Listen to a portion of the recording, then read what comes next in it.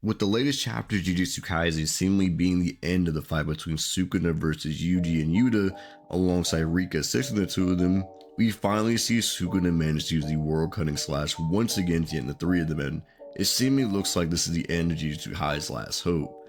But luckily, Maki sees this opportunity to attack Sukuna from behind that even the narrator has called a simple attack that Sukuna should have expected and dodged, with it being a strategy to attack the opponents when they reach victory that is certain. But it seems that people have lost faith in Yuta and think that he's dead or gone for good.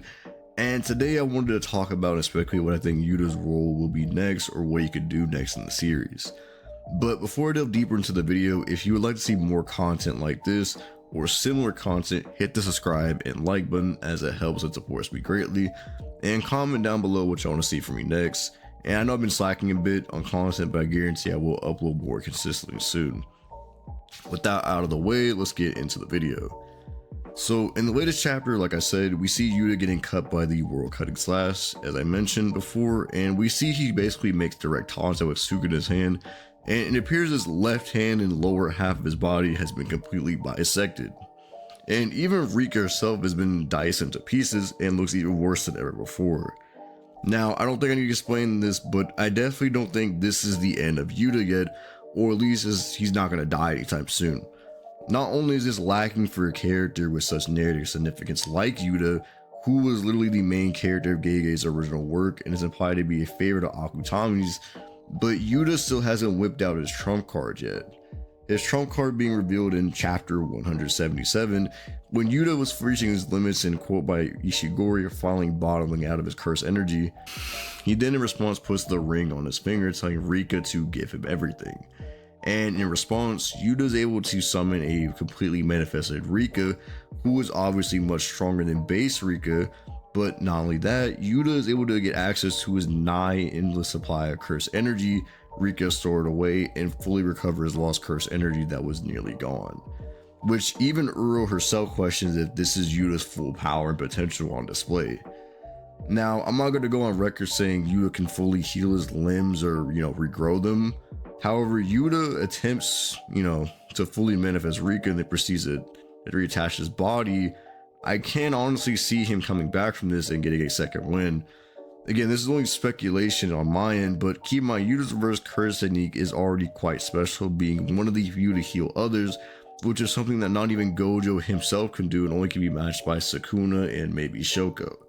So him with this much cursed energy at display should make it at least feasible for him to at least try this and make it work. But if he does come back, what happens next? Well, Yuta thinks that he can end everything within the confines of his domain expansion.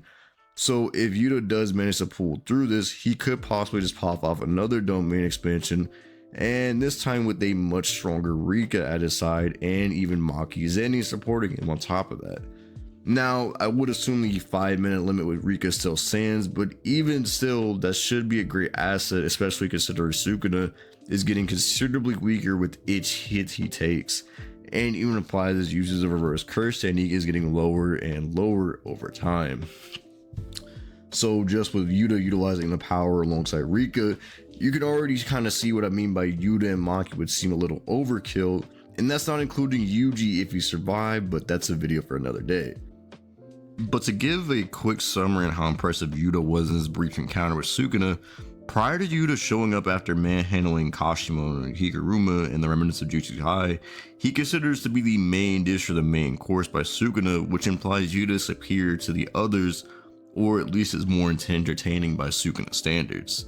Then when he does show up, he catches Sukuna by surprise and even impresses him with the summoning of Rika, and opens up his domain expansion while he's lost in thought. And we even get a glimpse of him tagging and damaging him with a couple thin icebreakers, and even being able to affect him with cursed speech.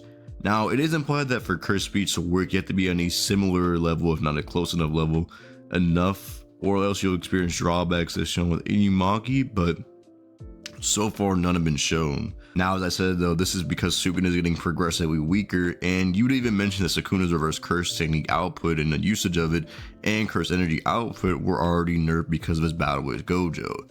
And even Sukuna himself just flat out says that everything is more sluggish than before. Now, Suguna also makes a interesting comment saying that in terms of toughness, Yuta still doesn't surpass Ishigori, someone who 15-finger Maguna just one-shotted. So you could make the case that Suguna is massively weaker than his 15-finger self, since he actually does need the World Cutting Splash to even do anything to Yuta. But even still, Yuta is still performing better than the others have for sure. And again, this is without his quote-unquote true power abilities being shown. So Yuta's role is simply to finish the battle that Gojo started and even putting an end to this once and for all. This will give credence to the idea back in Shibuya that Yuta could be the next Satoru Gojo, and even answer the question by putting him in a situation where only strongest can handle calamities such as this. And this isn't even mentioning we still don't know the full utility of his curse technique copy, because we haven't seen every single copy curse technique in the past. But that pretty much wraps up the video. I hope you guys enjoy, and I hope I'll see y'all soon. See you later, Kings.